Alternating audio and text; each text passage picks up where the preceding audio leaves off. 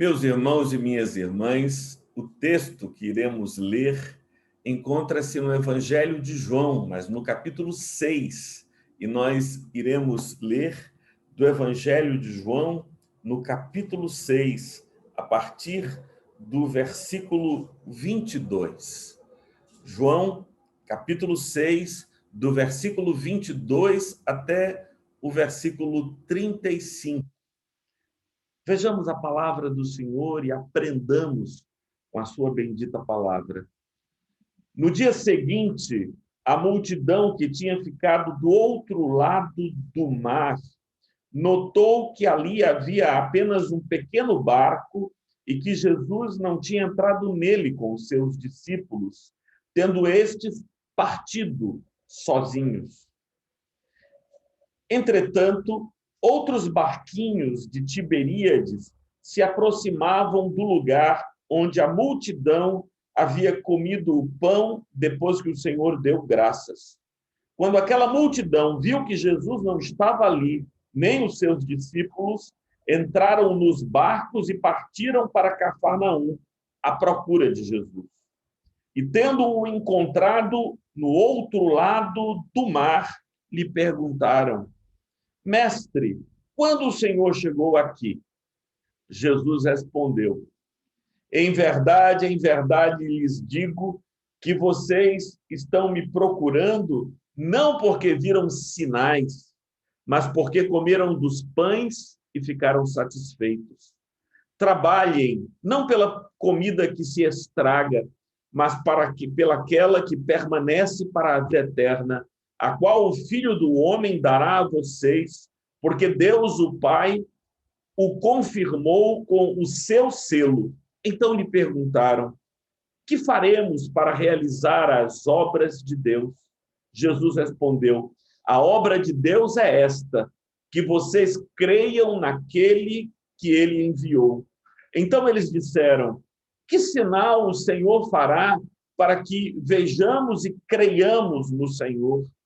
O que o Senhor pode fazer? Nossos pais comeram o maná no deserto, como está escrito: deu-lhes a comer pão do céu. Jesus lhes disse: em verdade lhes digo que não foi Moisés quem deu o pão do céu para vocês. Quem lhes dá o verdadeiro pão do céu é o meu Pai, porque o pão de Deus é o que desce do céu e dá vida ao mundo. Então lhe disseram: Senhor, dê-nos sempre desse pão.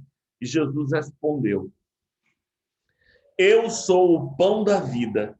Quem vem a mim jamais terá fome, e quem crê em mim jamais terá sede. Evangelho do nosso Senhor, louvado sejas, ó Cristo. Que as palavras dos meus lábios e o meditar do meu coração sejam agradáveis na tua presença, Senhor, rocha minha e redentor meu. Amém.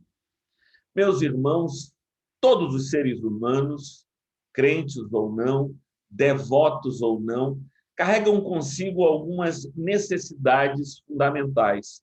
São necessidades básicas que devem ser satisfeitas. É legítimo que busquemos a satisfação destas necessidades. Por exemplo, a necessidade de comer e beber, portanto, a necessidade de alimento para sustentar o nosso corpo, a necessidade de vestir, a necessidade de ter um lugar abrigado onde vivamos, um teto debaixo do qual existamos, passemos a nossa vida, e eu relaciono isto a uma necessidade de proteção e uma necessidade em relação a termos famílias e amigos. Talvez esse terceiro grupo de necessidades eu poderia definir como a necessidade de companheirismo, né? A necessidade de que vivamos na companhia de pessoas a quem queremos o bem e que destas pessoas recebamos apoio, estímulo, carinho. Então, nós teríamos a necessidade de alimento, a necessidade de abrigo e a necessidade de companhia. Mas para prover todas essas necessidades para nós nós trabalhamos. É assim desde o livro de Gênesis, né? No capítulo 3, quando o Senhor diz: do suor do teu rosto comerás. A gente vai lavrar a terra, a gente vai trabalhar para que possamos nos sustentar e encontrar na vida o alimento. Mas a busca de muitas pessoas na vida espiritual é uma busca no sentido de que, miraculosamente, Deus lhe dê tudo quanto ele precisa, sem que haja a necessidade de trabalhar. É exatamente este o contexto do texto que eu acabei de ler. E eu deveria lembrar a vocês um pouco mais desse contexto. Dias antes, os discípulos, e era uma multidão de pessoas que seguiam a Jesus, viram um milagre extraordinário. Jesus estava pregando o dia todo e aquelas pessoas tinham fome. E então Jesus chamou os discípulos e perguntou: o que vocês têm aí para dar de comer a essas pessoas? Os discípulos disseram: não temos coisa alguma, nada que tenhamos será suficiente para alimentar essa multidão de pelo menos 10 ou 12 mil pessoas que se reuniam ali para ouvir a Jesus. E então Jesus disse: e o que tendes? E eles disseram: 5 pães e 2 peixes. Mas o que são 5 pães e 2 peixes para uma multidão tão grande? E Jesus disse: tragam-me, organizem esta multidão de 50 em 50, em grupos de 100 em 100, e eles se sentem na relva. E Jesus tomou aquele pão e os peixes e rendeu graças ao Senhor e os consagrou ao Senhor. Depois distribuiu aos discípulos e estes à multidão, e todos comeram e se satisfizeram completamente, e ainda sobejaram 12 cestos de pães e peixes cheios. Ele alimentou 12 mil pessoas com 5 pães e 2 peixes, e ainda sobraram 12 cestos de pães e peixes que Jesus mandou recolher. A multidão, obviamente, ficou impressionada com aquilo e pensou: esse camarada tem poder para fazer isso, então vamos seguir, ninguém trabalha mais e a gente vai viver sustentados pelo poder miraculoso deste ser. E aí, aquela multidão que já seguia Jesus para ouvir a sua palavra, para receber as curas das enfermidades que tinham, para serem libertos da opressão maligna, começou a segui-lo também agora, talvez principalmente segundo a leitura que Jesus faz da alma e da disposição dessas pessoas por causa deste pão que Jesus diz que é o pão que perece. Então, a multidão chega até Jesus e aí Jesus diz: olha, e eles perguntam: faz tempo que o senhor chegou aqui? Como foi que o senhor chegou até aqui? E ele, sem maiores enrolações, ele vai direto ao assunto. Ele diz: em verdade vos digo que vocês não estão aqui porque viram sinais e creram. Vocês tomaram aquilo de um modo equivocado. Vocês deveriam ter visto a multiplicação dos pães e peixes e visto aquilo como um sinal de minha autoridade, de minha conexão com Deus, de que eu provenho dele e crido em mim. Vocês deveriam ter visto o sinal e crido, mas vocês não. Vocês viram o sinal e cobiçaram o ter o pão que eu dei a vocês. Vocês estão aqui, disse Jesus, literalmente, vocês estão aqui porque comeram daquele pão e se fartaram. E é porque vocês comeram e se fartaram que vocês estão me procurando. É preciso parar aqui e fazer a primeira reflexão. Qual a tua motivação para buscar a Cristo? Porque se você está aqui nesta manhã, mais ou menos 11 horas da manhã, um dia agradável de agosto, um clima, uma temperatura boa para um passeio, quem sabe, num parque. Se você está aqui ouvindo esta reflexão, assistindo a essa meditação, é porque você tem interesses por Jesus. Você deseja Jesus. E eu me permita dizer, você está aqui neste culto da paróquia anglicana da Santíssima Trindade porque você está procurando Jesus. Tudo bem, eu quero saber por que você está procurando Jesus. Quais as tuas motivações? Porque Jesus está preocupado com isso. Já na passagem ele diz: vocês estão aqui não porque viram sinais e creram em mim. Vocês estão aqui porque comeram do pão e se fartaram. É por isso que vocês estão aqui, só por isso. Então, por que você está procurando Jesus? Você está procurando Jesus para que ele te dê um emprego, e com esse emprego, a bênção desse emprego, você tenha recursos para realizar os teus desejos, projetos e sonhos. Você está aqui porque está enfrentando um problema de saúde e quer que Jesus cure a tua enfermidade. Você está aqui porque se sente sozinha e sozinho e deseja que Deus te dê a bênção de alguém que te faça companhia. Eu queria dizer, antes de mais nada, que tudo isso é legítimo. Todas essas vontades, todos esses desejos são legítimos e eu não os reprovo. O que eu quero lhe dizer é que esta é a razão errada para procurar Jesus. A verdadeira razão para procurar Jesus é por Jesus. A verdadeira razão para adorar ao Senhor é pelo Senhor. É por isso que é tão estranho, Dom Filadélfo, quando a gente percebe que as pessoas vão a um templo, vão a uma igreja, porque o louvor é agradável, porque o lugar é climatizado e é bom estar ali, porque o pessoal é alto astral, o pastor traz mensagens que confortam e consolam o coração. Ou seja, a maioria das pessoas estão indo aos templos por si mesmas e não por Deus. Que coisa, hein? Vou repetir, eu sei que dói, eu sei que machuca, e eu repito. A maioria das pessoas estão indo ao templo para satisfazerem suas necessidades básicas, e não porque creram em Cristo, porque viram os sinais que já se operaram em sua própria vida, e creram em Cristo, e porque creram, buscam, porque não encontram em qualquer outro lugar palavras que levem à vida eterna, e desejam esta vida que só é possível encontrar ao lado de Cristo. Então, não é procurar a Cristo para satisfazer meus anseios, desejos e necessidades. É procurar a Cristo porque, tendo visto tudo o que Ele fez em minha vida, eu quero a comunhão com Ele e anseio essa comunhão com Ele. Vai ficar cada vez mais evidente à medida que nós lemos o texto. O meu objetivo aqui é expô-lo para a nossa reflexão, que a busca, de fato, daquelas pessoas que estavam ali era o pão que perece, segundo Jesus. E eles, depois de ouvirem isso, Jesus ter dito a eles que o trabalho do Senhor é crer nele, é crer em mim, né? Quando eles perguntam o que faremos para realizar as obras de Deus, versículo 28, a resposta de Jesus no versículo 29 é: a obra de Deus é esta, que vocês creiam naquele que ele enviou. A obra de Deus é crer em mim. E aqui, me perdoem, mas eu preciso fazer um alerta para os reformados, os protestantes, de um modo geral. Sabe, gente, nós aprendemos que crer em Cristo é algo que se faz na mente. O protestantismo nasce num período do século XVI marcado pelo iluminismo.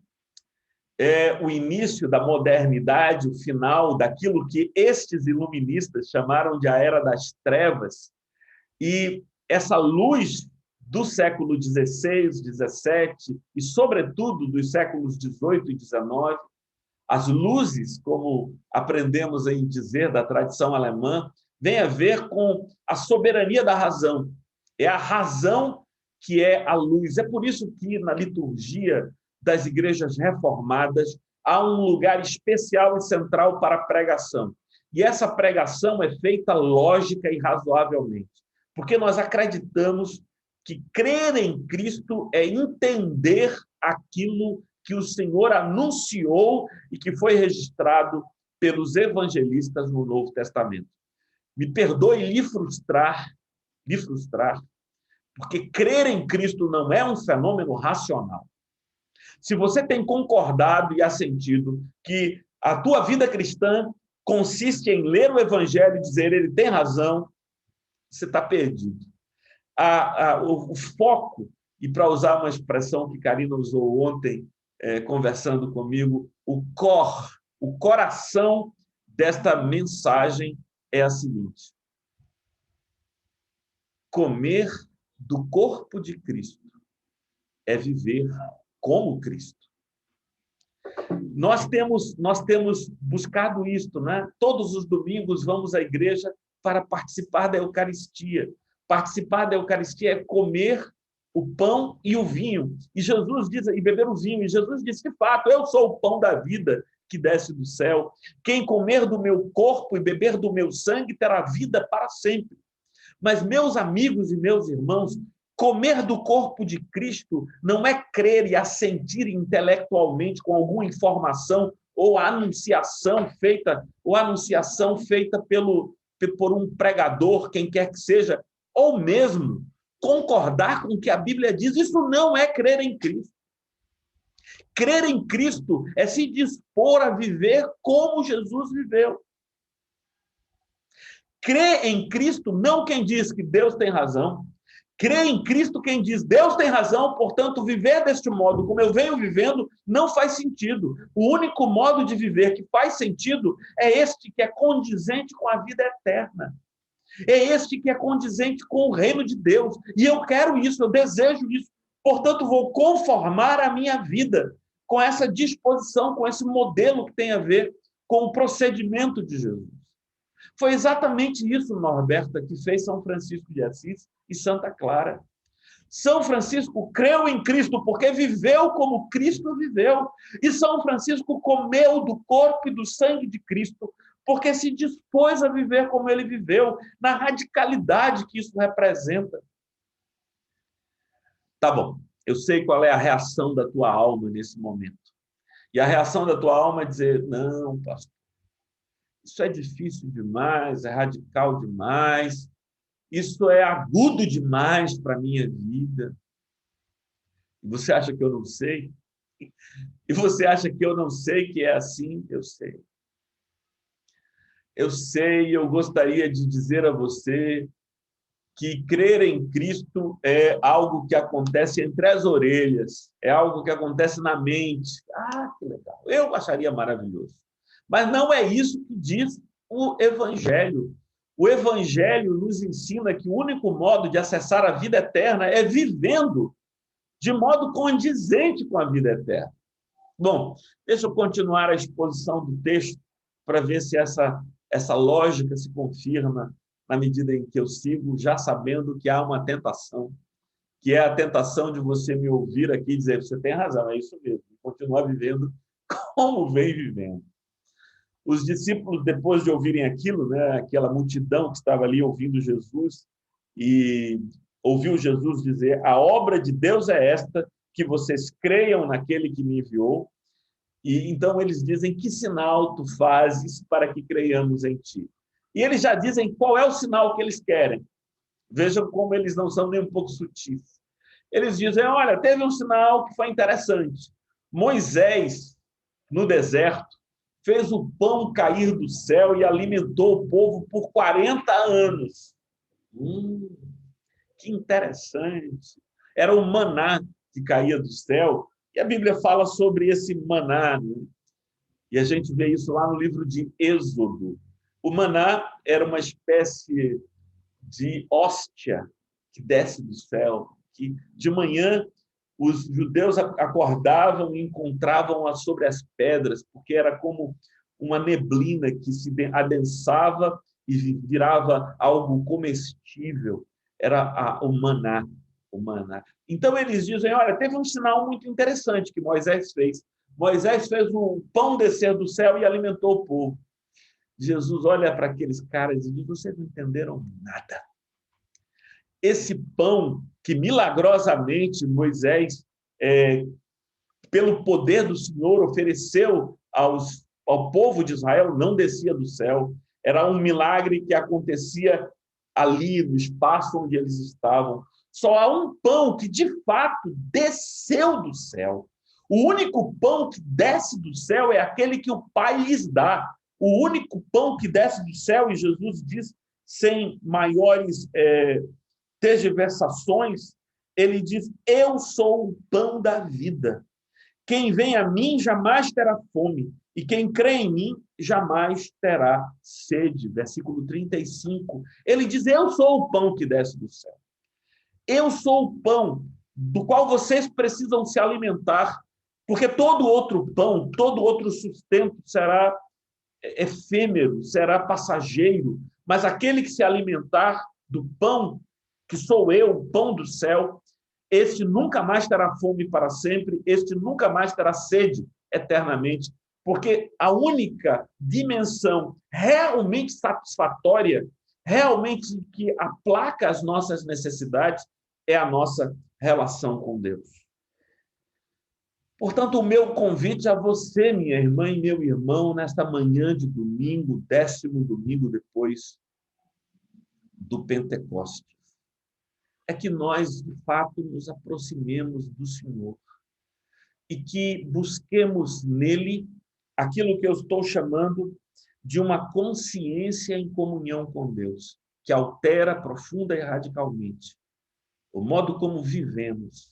E assim, de fato, Dom Filadelfo, nós comeremos do corpo de Cristo e beberemos do sangue de Cristo. Porque comer do corpo de Cristo é viver como Cristo.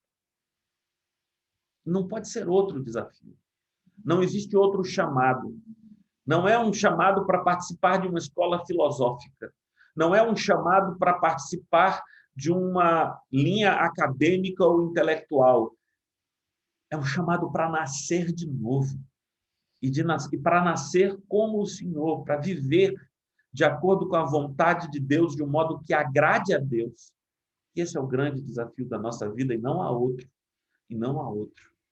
Quando, Cláudia, o Senhor Jesus diz: o pão nosso de cada dia nos dai hoje, de fato, ele se refere ao sustento, já sabendo que aquele que pede come do pão da comunhão e da consciência que precisamos ter. Vamos orar? Vamos pedir a Deus que desenvolva em nós. Eu queria que você orasse mesmo agora. Eu queria que você aí parasse as atividades que esteja fazendo neste momento, porque você pensa que sabe quais são as suas necessidades. Você tem pensado na necessidade disso ou daquilo, daquelas fundamentais sobre as quais eu comecei a falar na manhã de hoje. Necessidade de comida e bebida, de roupa e abrigo, necessidade de família e amizade, companheirismo. Então, a tua necessidade é do pão que desce do céu. A tua necessidade é do pão de que quem come nunca mais tem fome para sempre. Quem come nunca mais tem sede para sempre. Porque este pão e esta água viva se tornam em nós uma fonte, e tudo mais virá do modo, no tempo que aprouver a Deus, e nós teremos paz em nossos corações. Vamos orar? Senhor Deus eterno, eis-nos aqui, Senhor, imensamente carentes de uma disposição para viver a vida segundo o teu modelo. Até agora, Senhor, temos pensado que pensar te satisfaz. Até agora temos nos confundido, achando que crer é concordar. Mas não creu nem concordou de verdade aquele que não vive segundo tal crença e concordância. Ajuda-nos, Senhor, a nos convertermos. E que depois de nos convertermos, ajudemos os nossos irmãos a andar no teu santo caminho. E por teu nome, tua graça e misericórdia, assim seja, para a glória do teu Filho Jesus Cristo. Amém. Amém e amém. Meus irmãos, eu gostaria que nós pudéssemos agora escrever aqui na tela do seu celular ou do computador, eu não sei bem onde você está, seus pedidos de oração, e nós vamos apresentar. Eu vi que Edna já escreveu, já lá atrás, logo no início do nosso culto, os seus pedidos de oração, e eu queria convidar você que ouviu e que acredita que o Senhor é poderoso para fazer sinais, mas não procura Jesus pelos sinais que ele é capaz de fazer, mas por aquilo que ele é, por aquele que ele é, e que anseia essa comunhão, mas você tem o direito de colocar seus motivos de oração diante do Senhor. Façamos isso agora.